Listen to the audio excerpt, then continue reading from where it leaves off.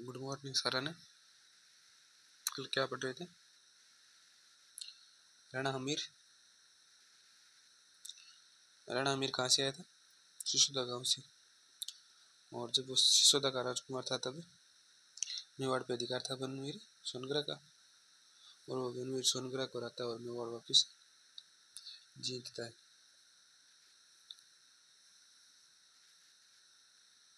Actually Banvir को ये लगता था कि जो भी चित्तौड़ जीतता उसने वो बरवड़ी माता की कृपा से जीतता है, तो वो बरवड़ी माता का ये मंदिर बनाता है और बरवड़ी माता को इष्ट देवी मानता है, और बरवड़ी माता को ही अन्नपूर्णा माता कहा जाता है।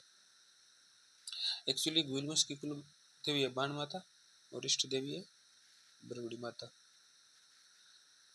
कुंभलगढ़ प्रशस्ति में कहा गया कि राणा हमीर एक विषम घाटी पंचानन है, जिसका मतलब होता है कि विपरीत परिस्थिति में शेर के समान लड़ने वाला।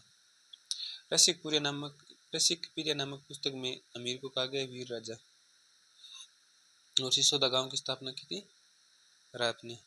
कल यहाँ तक कंप्लीट हो गया था। अब अगली हेडिंग डालो, राणा लाखा या सीधा लाखा।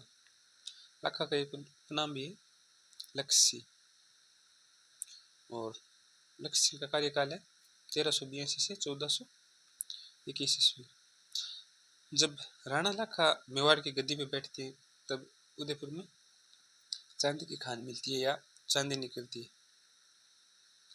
शीर्षावस्था तो पहले निकल रहा था। हम जब गोइल वंश की स्थापना पड़ी थी तो सामूल्य अभिलेख पढ़ा था। सामूल्य अभिलेख में कहते हैं कि सिरोही के व्यापारी वहाँ पे जाते हैं और जाएंगे व्यापार करने लगते हैं। वहाँ पे शीर्षावस्था निकलता है जावर में, और वहाँ पे जावर माता का मंदिर बनवाते हैं। शीर्षावस्था तो वहाँ पे पहले निकल रहा था, और स्वाभाविक सी बात है कि जहाँ पे शीर्षावस्था नहीं सरेगा वहाँ पे चांदी भी नहीं सरेगी। तो मुख्यतः चांदी जिस शासनकाल में नहीं सरी थी तो वहाँ मेवाड़ का राजा लाखा था। और यहाँ पे एक बात और लिखो कि एक सिद्ध नाम का व्यापारी था, उसके व्यापार बढ़िया होने के कारण वो उदयपुर में एक झील का निर्माण करवाता है, इसका नाम पिछोला है। पिछोला झील का निर्माण छिंदर बिंजारे ने कराया था। हो गया कंप्लीट। अब एक दिन राजा जी महल के अंदर बैठे थे और एक वहाँ पे नट आता है। नट मतलब खेल दिखाने वाले, जो लोग दो तरफ लकड़ियों बांधी जाती है और दो लकड़ी के बीच एक रस्सी को बांध दिया जाता है, और उस रस्सी के ऊपर वो लोग इस साइड से उस साइड जाते, इस प्रकार का खेल दिखाते। तब वो नट राजा को कहता है कि राजा मेरी नटनी बहुत अच्छा शानदार खेल दिखाती है। तो राजा मुस्कुराए और बोले सभी नट अच्छे खेल दिखाती है, तेरे में से क्या स्पेशल है? तब वो नट कहता है कि मेरी नटनी इतना अच्छा खेल दिखाती है कि वो पिछोला क्रॉस कर जाएगी। राजा हंसता है और बोलता है कि पिछोला देखी भी है, यहाँ से वहाँ दिखती तो है क्या पिछोला? प्रकार का कहते। तब नट कहता है कि आप शर्त लगा लीजिए, मेरी नटनी पिछोला क्रॉस कर जाएगी। तब राजा ने बोला कि अगर तेरी नटनी पिछोला क्रॉस कर जाएगी तो आधा मेवाड़ तेरा। और राजा ने बाकायदा अनाउंस कराया अपने राज्य के अंदर कि इस रविवार को नटनी पिछोला क्रॉस करेगी। और जब रविवार का समय आता है तो सारी व्यवस्था की गई, पूरा का और पूरा माहौल बनाया गया। पिछोला के एक इस साइड लकड़ी को रोपा गया और एक इस साइड लकड़ी को रोपा गया, और उनके बीच दोनों की रस्सी बांध दी गई कि आज नटनी पिछोला क्रॉस करेगी। और राजा और राजाओं के मंत्री संतरी सभी आके वहाँ पे बैठ जाते हैं और खेल स्टार्ट होता है। कहता है कि नटनी आधी पिछोला क्रॉस कर गई थी और सभी ताली बजा रहे थे। राजा जनता ने बोली थोड़ी रही नटनी क्रॉस कर लेगी। और राजा जी का दिल धड़के कि इस साइड वाला आधा मेवाड़ दूं या इस साइड वाला आधा मेवाड़ दूं। सीधी सी बात है कि राजा ने कहा था कि अगर आपकी नटनी क्रॉस कर जाएगी तो आधा मेवाड़ देगा, और अगर नटनी क्रॉस कर जाती तो राजा जी को आधा मेवाड़ देना पड़ता। अब राजा जी सोचे कि यार जगह तो थोड़ी रही है, नटनी तो पिछला क्रॉस कर जाएगी और हमें आधा राजा देना पड़ेगा।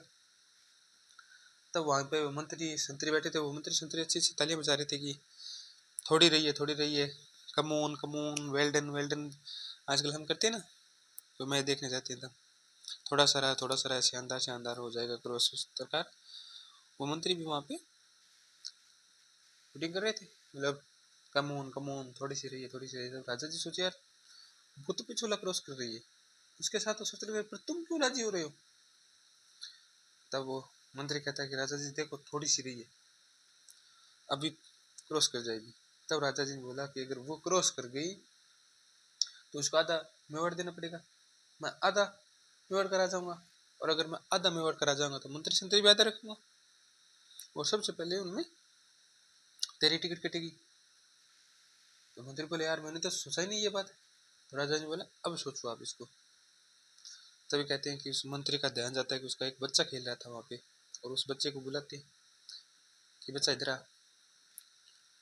वो बच्चा उधर जाता है तो एक चनपट मारते उसको थप्पड़, और बच्चा वहां से चीखता है। और महिलाओं में एक बात कॉमन है कि जब उसका कोई बच्चा चीखता है तो उसका ध्यान भंग हो जाता है, और ये खेल ही सारा ध्यान का था। उस बच्चे के थप्पड़ मारे, और बच्चा जब चीखा तो नटने का ध्यान है बच्चे की तरफ केंद्रित होता है, वो नटनी वहाँ उस पिछोला में गिर जाती है। तब वो राजा जी बोला क्रॉस तो नहीं हुई, आधा राज्य नहीं देना पड़ेगा। खुश हुए से भी। तो नट ने बोला आपके तो आज राज्य की पड़ी है, मेरी तो एक नटनी थी वो भी मर गई। तो राजा जी ने बोला कोई बात नहीं, हम तेरे नटनी के लिए एक चबूतरा बना देंगे यहाँ पे, और तुम सुबह शाम उसकी यादों में मस्त रहो। तो लिखो पिछोला झील के पास नटनी का चबूतरा बनाया गया। तो कुछ समय के पश्चात राजा की शादी हुई थी। राजा की शादी कहाँ पे हुई थी? बूंदी के अंदर। और जो बूंदी की राजकुमार थी वो महलों के अंदर नई नई शादी हुई थी। नई नई शादी के अंदर रानी का कैसे मन लगे। तो रानी ऐसे बैठी थी, तब राजा जी ने पूछा कि कोई दिक्कत है। रानी बोल नहीं नहीं कोई दिक्कत नहीं। बोल क्या सारा दिन यहाँ पे बैठी रहती है, कितना सुंदर मेवाड़ा है, उसके अंदर घूम के आ, अपनी वाद या लोकेशन देख। इस पिछला झील पे तो कई फिल्में बनी हुई है, उन फिल्मों को देख तू। तो रानी कहती है अच्छा अच्छा। बोल जी नहीं लगा क्या? बोल लग गया जी। तो बोल क्या बात है? बोल नहीं ऐसी। तो लाका कहते हैं नहीं नहीं बताना पड़ेगा। तब रानी कहती है कि चित्तौड़ अच्छा है पर बूंदी से अच्छा नहीं है। लाका जी सोचते हैं बोले क्या बोल, इस लाइन को एक बार वापस रिपीट करना। बोले नहीं नहीं चित्तौड़ अच्छा है लेकिन बूंदी से अच्छा नहीं है। तो ये बात सुनते ही लाका वो गुस्सा आता है। लाका उसी टाइम मंत्रियों को बुलाते हैं और कहते हैं कि चलो बूंदी पे अटैक करते हैं। मंत्री संतरी सोचे यार कल तो वहां पे तोरण मार के आई थी और आज वहां पे अटैक कर रहे हैं, क्या सोचेगा बूंदी वाले, कितना लिच्चड़ आदमी है ये, कल तोरण मार के आज तलवारें मार रहा है। तो वो मंत्री संतरी समझाते हैं कि राणा लाका जी बूंदी तो 6 महीने बाद भी जीत लेंगे, एक बार आप रहने दीजिए, कल तो तोरण मार के कितने खराब लगेंगे कि साला जुआई मंगता आज लड़ाई करने आ गया। तो राणा लाका कहते हैं ये सब मैं नहीं जानता, आप तैयारी करो, हम आज बूंदी पे अटैक करेंगे। बहुत समझाने के बाद लाखा नहीं मानता है। जब लाखा नहीं मानता है तब उस रानी को बुलाते हो। रानी वो कहती है इस लिच्चड़ को तूने क्या कह दिया कि ये बूंदी को छोड़ने पे तैयार हो गया। तब वो रानी कहती है कि क्या मैं अब आपके साथ मजाक भी नहीं कर सकती, मैंने तो मजाक मजाक में बोला था। तो लाखा जी कहते नहीं नहीं 4 बार पूछा था मैंने, तुमने सीरियस होकर बोला था, अगर चित्तौड़ से कोई बढ़िया जगह है तो उसको तोड़ दिया जाए, बढ़िया अपना चित्तौड़ रहना चाहिए। तब मंत्री संतरी और सभी बैठे थे, उन्होंने सुझाव दिया कि अगर आपको बूंदी तोड़ना तो क्यों ना हम एक नकली बूंदी बना दें, आप उसको तोड़ लेना और माहौल पूरा उस तरह से ही रहेगा। और बूंदी को तो कभी तोड़ सकते हैं, 6 महीने बाद तोड़ लेंगे, 12 महीने बाद तोड़ लेंगे। तो राणा लाका कहते हैं कि वो मुझको नहीं पता, मेरे को भूख लग रही है। और राणा लाका ने प्रण किया था कि जब तक बूंदी नहीं तोड़ूंगा तब तक मैं खाना नहीं खाऊंगा। तो वो मंत्री संतरी को कहते हैं कि वो मेरे को सब कुछ पता नहीं है, लेकिन आप बूंदी का जल्दी से व्यवस्था भंग करो, मेरे को भूख लग रही है। तब राणा के जो मंत्री संतरी थे उन्होंने एक नकली बूंदी का निर्माण किया, मिट्टी से बनी हुई, और वहाँ पे बकायदा उस बूंदी मिट्टी के ऊपर नाम लिखा बूंदी, और माहौल वैसा तैयार किया गया। कहते हैं कि राणा जी बूंदी तैयार हो गई, आप इस पे आप अटैक करो और अपनी प्रतिज्ञा तोड़ो। कहते हैं कि जब राणा लाखा उस बूंदी को तोड़ रहा था, सामने से एक बाण आता है, तो राणा ने कहा ये सामने से बाण किसने चला, इसको पकड़ो, कौन है वहाँ पे, देखो जाके। तो वहाँ पे देखा तो राजा का साला ही था, कुंभहाड़ा, हाड़ा राजकुमारी थी वो। तब उस कुंभहाड़ा को पकड़ के लाया गया। बोले तू सामने से क्यों बाण चला रहे थे? बोले ये आप क्या कर रहे हो? कुंभहाड़ा पूछता कि ये आप क्या कर रहे हो? तब कहते हैं कि राणा जी ने ऐसे प्रतिज्ञा की है कि जब तक वो बूंदी को नहीं तोड़ेंगे तब तक खाना नहीं खाएंगे, तो हम बूंदी गिरा रहे। तब हाड़ा कहता है कि बूंदी चाहे नकली हो या असली हो, बूंदी तो नहीं टूटेगी। आप इस नकली बूंदी को तोड़ के जश्न और मनाओगे?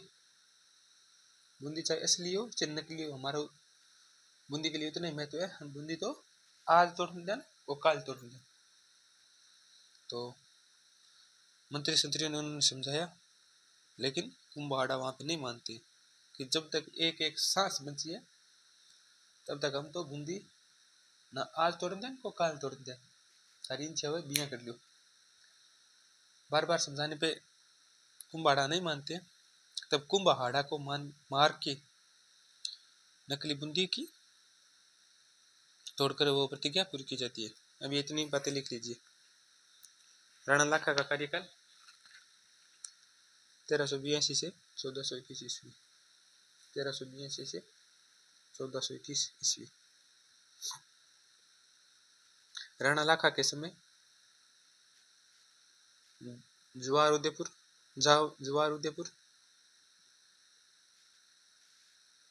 जावर उदयपुर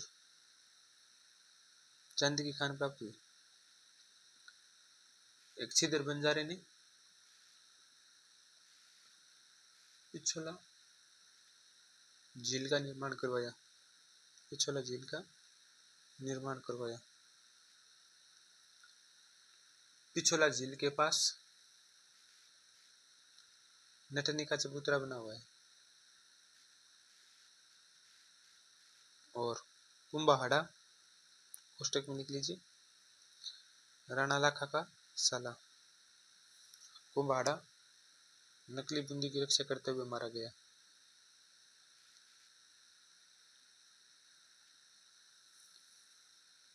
अब मेवाड़ के अंदर था घुलवंश, और मेवाड़ के पास जगह पड़ती है मारवाड़, और मारवाड़ में था राठौड़ वंश।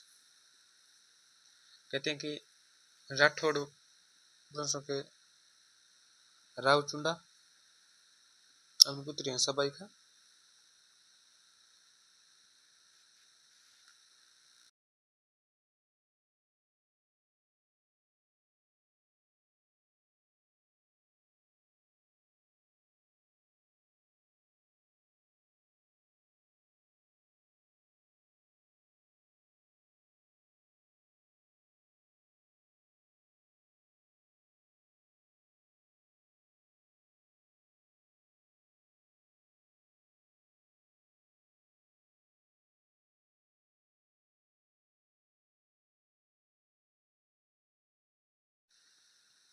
कारिस्ता मेवाड़ भेजते,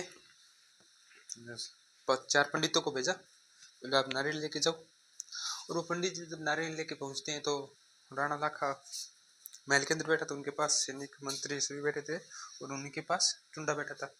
स्वाभाविक सी बात है कि चुंडा अगला मेवाड़ का राजा बनेगा, तो चुंडा जी वहां पे बैठे थे। तो राजा को सैनिक कहते हैं कि ऐसे ऐसे मारवाड़ से 4 लोग आपसे मिलना चाहते हैं। तब लाखा जी कहते हैं कि उसको अंदर ले आओ। जब वो लोग अंदर जाते हैं तब कहते हैं कि हम राणा लाखा जी नारियल लेके, नारियल मतलब रिश्ता लेके आए। और राणा लाखा हंसते हैं, बोले इस उम्र में भी हमारे लिए अब रिश्ते आ रहे हैं। और राणा लाखा को लगा भी कि रिश्ता उन्हीं के लिए है। तब वो लोग कहते हैं कि सॉरी सॉरी साहब, हम तो रिश्ता आपके पुत्र चुंडा के लिए लेके आए। और राणा लाखा वहां पे चुप हो जाते हैं। राणा लाखा तो चुप हो जाते हैं, लेकिन जो मंत्री वहां पे आगे बैठे थे ना, वो हंस रहे हैं कि डोगरी का एक पैर कब्र में और एक इस तरह, और इस उम्र में भी इनको विवाह की पड़ी है। ये बात राणा चुंडा को अच्छी नहीं लगी, और राणा चुंडा खड़े होते हैं और कहते हैं कि बढ़िया बात है, धन्यवाद, आप हमारे लिए रिश्ता लेके आए, लेकिन गलती से सही, लेकिन हमारे पिताजी ने शादी की इच्छा जाहिर की है, तो वो हमारी छोटी मम्मी के समान है, तो हम विवाह नहीं कर सकते। ये विवाह राणा लाखा ही करेंगे। तब वो कहते हैं कि चलो ठीक है, हम कर भी देते हैं विवाह सबाई का राणा लाखा से, लेकिन मेवाड़ का अगला राजा कौन बनेगा? चुंडा कहते हैं कि अगला राजा तो मैं ही बनूंगा। तो बोलो फिर क्या फायदा हुआ, अगला राजा आप बनोगे तो हम सबाई के पुत्र मेवाड़ के सामंत बनेंगे, दो चार छोटे मोटे गांव लेके बैठ जाएंगे, तो इससे तो मेवाड़ की बेइज्जती है कि एक मेवाड़ की राजकुमारी के पुत्र एक छोटे मोटे गांव में बैठे। तो राव चंडा बोला ये बात है, तो सबाई का विवाह आप राणा लाखा से कर दीजिए, मैं मेवाड़ का अगला राजा नहीं बनूंगा। क्या तो इस प्रकार की भयंकर विषम प्रतिज्ञा भीष्म पितामह ने की थी, जिनका नाम देवव्रत था। शांतनु के बेटे दिल्ली हस्तिनापुर जब कहते हैं कि शांतनु एक दिन नदी के किनारे घूम रहे थे, तो उनको एक लड़की पसंद आ जाती है, सत्यवती, और वो उनसे शादी की इच्छा जताते हैं कि सत्यवती मैं आपसे शादी करना चाहते हूँ। तो सत्यवती के पिता कहते हैं कि कल हम महल के अंदर बात करेंगे, और महल के अंदर जब जाते हैं दूसरे दिन सत्यवती के पिता, तो शांतनु बैठे थे और उन्हीं के पास उनके बेटे देवव्रत बैठे थे, और देवव्रत अफकोर्स बैठेगा कि अगला राजा बनने वाला है हस्तिनापुर का, तो वो बैठे थे। तब शांतनु के पिता सत्यवती के पिता जाते हैं और पूछते हैं कि देवव्रत क्या तुमको पता है कि तुम्हारा पिता सत्यवती से विवाह करना चाहता है? तो शांतनु देवव्रत कहते हैं कि हाँ पता है। तो अगला राजा कौन बनेगा हस्तिनापुर का? बोले राजा तुम ही बनूंगा, अगर तुम राजा बनोगे तो हम सत्यवती का विवाह शांतनु से नहीं कर सकते। बोले क्यों? बोले फिर क्या फायदा, जब अगले राजा तुम बनोगे तो फिर हम सत्यवती का विवाह क्यों करें? तो यार देवव्रत को लगा कि अगर ये बात है तो मैं अगला हस्तिनापुर का राजा नहीं बनूंगा। तो फिर कहते हैं सत्यवती के पिता कि अगर तुम हस्तिनापुर के राजा नहीं बनोगे तुम शादी करोगे? तो कहते हैं शादी तो करूंगी। चलो ठीक है तुम शादी करोगे, लेकिन तुम्हारे बच्चे और सत्यवती के बच्चे समान उम्र के होंगे। तुमने तो बगावत नहीं की, लेकिन तुम्हारे बच्चे बगावत कर देंगे कि पापा तो भोले थे तो उन्होंने नहीं मांगा, लेकिन वो फिर मार के राजा बनेंगे। तो देवव्रत सोचता है, और देवव्रत कहता है कि नहीं तो मैं विवाह करूंगा आजीवन, और न ही मैं हस्तिनापुर का राजा बनूंगा। इस प्रकार की भीष्म प्रतिज्ञा लेने के कारण उनका नाम भीष्म पड़ा था। और पितामह तो वो डोकरा इतने साल जिया था कि उनके पोते पड़पोते सड़पोते हो गए थे, इसलिए उनको सभी पितामह कहने लगे, तो उनका नाम भीष्म पितामह पड़ गया। उनका नाम था देवव्रत। लेकिन इस मामले में राणा चुंडा होशियार आदमी था, उस उन्होंने ये प्रतिज्ञा की थी कि मैं मेवाड़ का राजा नहीं बनूंगा, लेकिन शादी करूंगा। उनका बकायदा वंश चला है। आगे आप पढ़ोगे कि चुंडाओं ने सलुम्बर के थे, वो सलुम्बर में रहते थे, तो सलुम्बर के राजा मेवाड़ के सलुम्बर के राणा मेवाड़ के राजा का राजा अभिषेक करेंगे, तो उनकी एक पूरी ब्रांच चली है वहां से। तो इस प्रतिज्ञा के कारण देव राणा चुंडा को मेवाड़ का भीष्म पितामह कहा जाता है। अब ये घटनाएं लिख लीजिए, इसी प्रकार चित्र बना के लिख लीजिए। इसमें लिखो मारवाड़ के राजा चुंडा,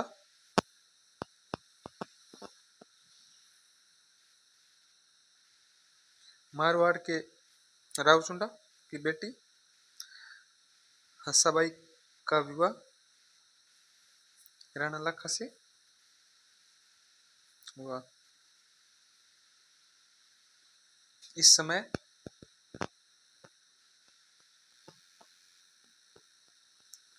राणा लाखा के बेटे चुंडा ने राणा लाखा के बेटे चुंडा ने प्रतिज्ञा की थी कि वह मेवाड़ का अगला राजा नहीं बनेगा, बल्कि हंसाबाई का बेटा मेवाड़ का राजा बनेगा।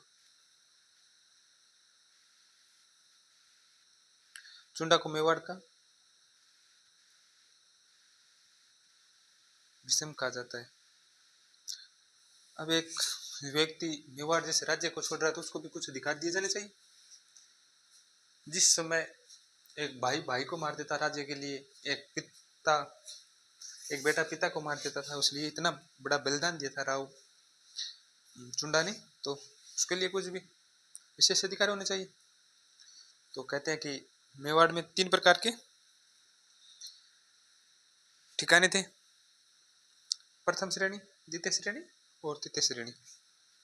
जैसे हमारे पोस्ट नहीं होते क्या अलग अलग विभाग में, जैसे फर्स्ट ग्रेड टीचर हो गया, सेकंड ग्रेड हो गया, थर्ड ग्रेड हो गया, इस प्रकार से वहाँ पे अलग अलग पोस्टें बना रखी थी। तो कहते हैं कि चुंडा को प्रथम श्रेणी के ठिकाने चुंडा को दिया जाए। प्रथम श्रेणी के सामंत को कहा जाता उमराव, उसमें 16 उमराव होते थे, 16 ठिकाने।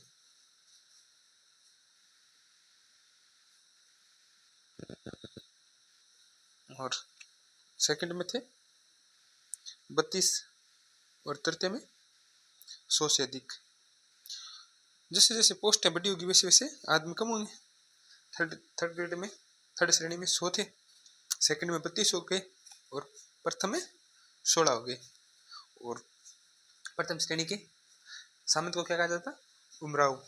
ये बात याद रखनी है। दूसरा अधिकार था कि अगर ये राज्य नहीं ले रहे तो अगर मेवाड़ का अगला जो भी राजा बनेगा वो उसका राज्याभिषेक सलूम्बर के राजा करेंगे। जो भी सलूम्बर के राजा मान लीजिए, सामंत मान लीजिए या जागीरदार मान लीजिए, जो भी बनेगा वो सामंत मेवाड़ के राजा का राज्याभिषेक करेगा। और अगर मेवाड़ का राजा कोई समय मेवाड़ में हाजिर नहीं है तो उस समय मेवाड़ का राज्य का शासन सलूम्बर के सामंत करेंगे।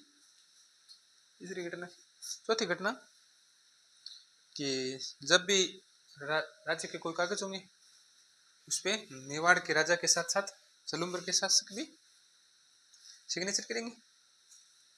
और सलूम्बर के शासकों को सेना के 2 भाग थे, एक हरावल और एक चंद्रावल। हरावल का मतलब होता है सेना की अग्रिम टुकड़ी और सेना की चंदावल यानी सेना की पिछली टुकड़ी। तो हरावल की जो जिम्मेदारी है वो राणा चुंडा संभालेंगे। अब इसमें ये घटनाएं लिख लीजिए धीरे धीरे सारी।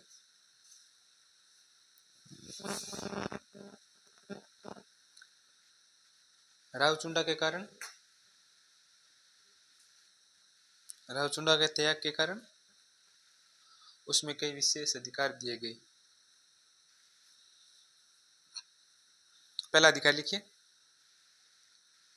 मेवाड़ के 16 प्रथम श्रेणी ठिकानों में से 4 चुंडा को दिए गए। इसमें से सलूम्बर भी शामिल था। मेवाड़ के 16 प्रथम श्रेणी ठिकानों में से 4 चुंडा को दिए गए। इनमें से सलूम्बर भी शामिल था। सलूम्बर सबसे बड़ा ठिकाना था। सलूम्बर का सामंत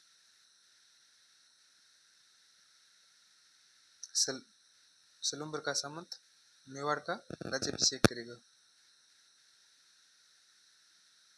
ये घटना आप देखते भी हैं कि जब उदयसिंह अपने बड़े बेटे महाराणा प्रताप को राजा नहीं बनाते हैं, तब सलूम्बर के राजा महाराणा प्रताप को राजा बनाते हैं। ये घटना आप आगे जरूर पढ़ेंगे, जब महाराणा प्रताप पढ़ेंगे, उदयसिंह पढ़ेंगे तब। सलूम्बर का सामंत सेना का सेनापति होगा। सलूम्बर का सामंत मेवाड़ की सेना का सेनापति होगा। मेवाड़ के सभी राजपत्रों पर राणा के साथ साथ सामंत भी हस्ताक्षर करेगा। मेवाड़ के सभी राजपत्रों पर राणा के साथ साथ सलूम्बर का सामंत भी हस्ताक्षर करेगा। राणा की अनुपस्थिति में सलूम्बर का सामंत राजधानी संभालेगा। हरावल सेना के भाग लिख लीजिए, हरावल और चंदावल। हरावल क्या लिख लीजिए, सेना की अग्रिम टुकड़ी, और चंदावल के पीछे लिख लीजिए सेना की पिछली टुकड़ी।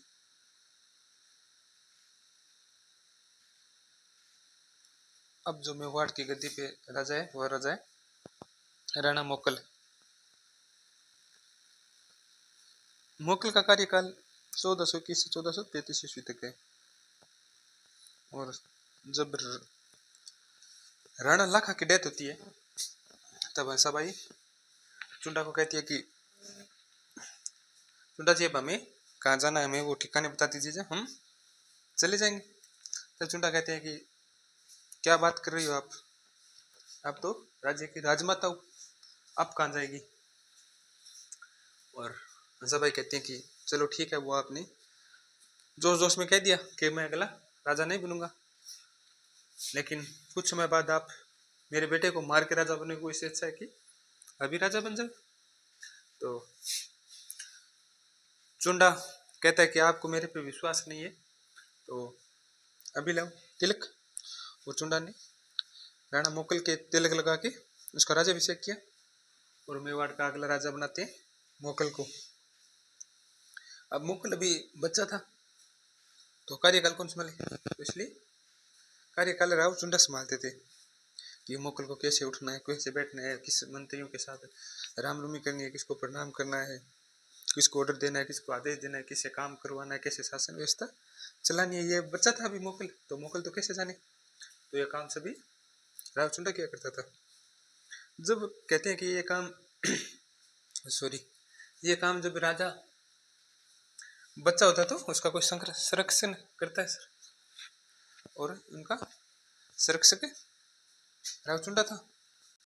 और जब राव चुंडा संरक्षक थे, तो ये बातें सबाई को बढ़िया नहीं लगती थी कि यार तुम क्या डेली डेली ये बताते रहते हो कि तुझको ऐसा बैठना चाहिए, ऐसा प्यार करना चाहिए, इसके साथ बात करनी चाहिए, इसके साथ खेलना चाहिए, इसके साथ रहना चाहिए। ये तो आप ज़्यादा ही लालच, राज्य का लालच है तो राज्य ले लीजिए, या फिर आप इंटरफेयर मत कीजिए। तो ये बात राव चुंडा को दोहरी लगी, और राव चुंडा कहते हैं कि जब मेरे पे विश्वास ही नहीं है तो मेरा यहाँ पे क्या काम है। और राव चुंडा हंसाबाई के अविश्वास के कारण मेवाड़ छोड़ के मालवा चले जाते हैं, और मालवा का एक राजा है होशंग, और वहां पे जाके नौकरी करने लग जाती है।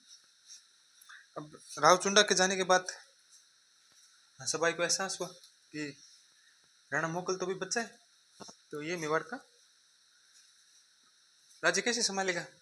तब हंसाबाई के एक भाई है मारवाड़ से, राव रणमल, और वहां पे भी जब राव चुंडा के बाद अगला राजा रणमल बनने वाला था, बड़ा बेटा रणमल है, लेकिन राव चुंडा ने वहां का राजा बना दिया कान्हा को। कि पहले होती थी कि राजा की कई रानियां थी, तो कोई रानी होगी जिसने कह दिया होगा कि अगला राजा ये बने, जो फेवरेट रानी होती थी वो कहते थे राजा, उसी को बना दिया जाता था।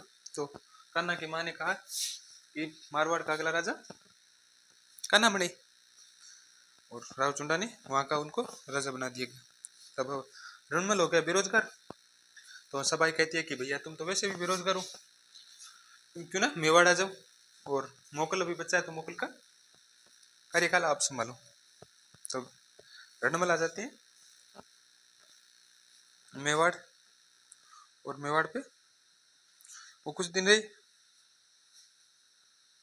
तो राणा मोकल की दो संरक्षक है, पहला संरक्षक चुंडा और दूसरा रणमल। रणमल कुछ दिन रहता है वहां पे। जब राणा मोकल बड़ा हो जाता है तो वो वापिस मारवाड़ चले जाते हैं। अब आते हैं राणा मोकल के युद्ध के। एक रामपुरा जगह पड़ती है, वहां पे नागौर के राजा फिरोज शाह अटैक कर देते हैं मोकल पे, और रामपुरा के युद्ध में राणा मोकल की विजय होती है और फिरोज शाह को ये हराते हैं। कुछ समय के बाद 1433 में गुजरात के शासक अहमद शाह ने मेवाड़ पे आक्रमण कर दिया था। अहमद शाह एक साम्राज्यवादी विस्तार नीति का राजा था, तो वो मेवाड़ पे अटैक कर देते हैं। लेकिन ये बात जब राणा मोकल को पता चलती है तो राणा मोकल उनके सामने चले जाते हैं। राजसमंद के अंदर एक जगह पड़ती है झीलवाड़ा, कहते हैं कि ये झीलवाड़ा के अंदर चले जाते हैं उनके सामने अहमद शाह का सामना करने के लिए, और झीलवाड़ा के अंदर अपना मिलिट्री कैंप लगाते हैं। जब सेनाएं युद्ध करने से पहले एक दूसरे सेनाएं प्रैक्टिस कर रही थी कैसे लड़ना है, कैसे क्या युद्ध रणनीति होगी, क्या कैसे लड़ेंगे, क्या हमारी स्ट्रेटेजी होगी, तब कहते हैं कि कैंप लगा हुआ था और उस कैंप के अंदर राणा मोकल बैठे थे। उससे पहले राणा मोकल की कुछ अपने मंत्रियों के साथ बात नहीं बनी होगी, अनबन हो जाती है सभी के पास। तो उनके 3 मंत्री थे, मेरा चाचा मेपा। ये मेरा चाचा नहीं है, ये अलग अलग 2 व्यक्तियों के नाम है। मेरा दूसरा व्यक्ति है चाचा, तीसरा व्यक्ति है मेपा। ये राणा मोकल की मिलिट्री कैंप के अंदर जाते हैं और राणा मोकल की हत्या कर देती है। जब ये बात मंत्रियों को पता चलती है तब मंत्री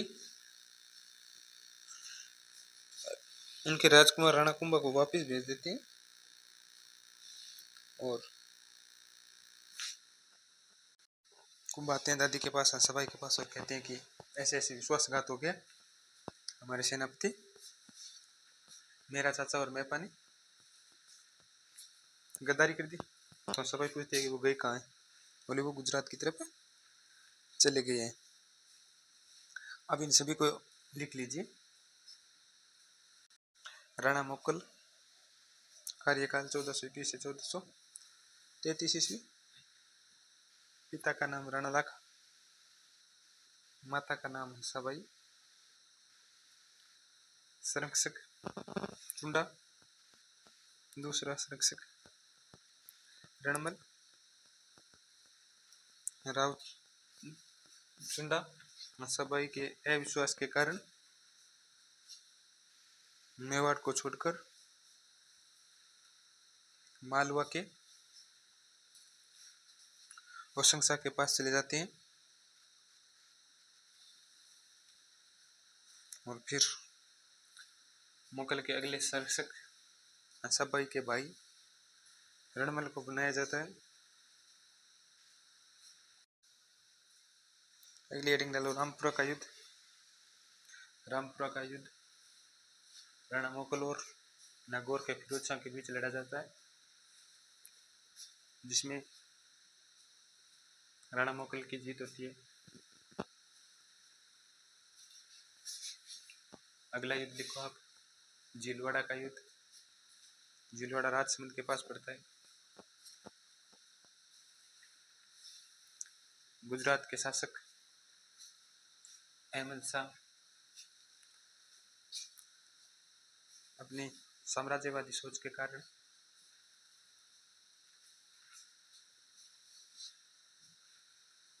मेवाड़ पे अटैक कर देती है। राणा मोकल युद्ध को रोकने के लिए अहमद शाह के सामने चले जाते हैं और झीलवाड़ा के अंदर मोकल के सेनापति चाचा मेरा और मेपा मोकल की हत्या कर देती हैं। ये तो गए राणा मोकल के युद्ध। अब देखो राणा मोकल के निर्माण कार्य।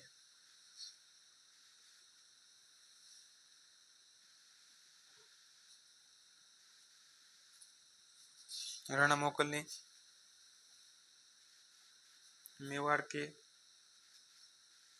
एकलिंगनाथ जी मंदिर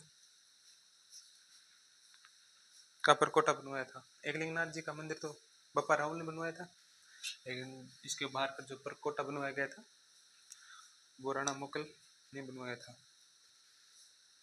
दूसरा लिखो, चित्तौड़ के समिदेश्वर मंदिर का पुनः निर्माण राणा मोकल ने करवाया था। इस मंदिर को त्रिभुवन नारायण मंदिर भी कहा जाता है, जिसका निर्माण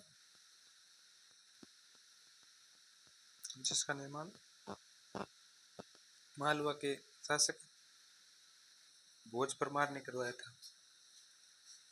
ये वही मंदिर है जब शक्ति कुमार मेवाड़ के राजा बनते हैं, तब उनके अंदर शक्ति थी नहीं, तो मालवा के शासक भोज परमार मंजू परमार अटैक करते हैं और मंजू परमार के भाई के लड़के थे भोज परमार, जिन्होंने इस मंदिर का निर्माण करवाया था उस समय। इस तरह आप अगर घटनाओं को जोड़ के चलेंगे तो याद करने में कोई दिक्कत नहीं होगी। अगर आप घटनाओं को नहीं जोड़ेंगे तो फिर अगर ये त्रिभुवन नारायण मंदिर का जिक्र केवल आप शक्ति कुमार के अंदर करेंगे, यहाँ पे नहीं करेंगे, या यहाँ पे याद करेंगे वहाँ पे याद नहीं करेंगे, तो इतिहास इस प्रकार याद नहीं रहता है। अब अगला राजा बनता है राणा कुंभा। कुंभा किन का बेटा है? राणा मोकल के। मोकल की हत्या किसने कर दी? मेरा चाचा मेहता ने। और कुंभा जाता है हंसाबाई के पास। जब ये घटना हंसाबाई को सुनाता है तब हंसाबाई किससे सहायता मांगी?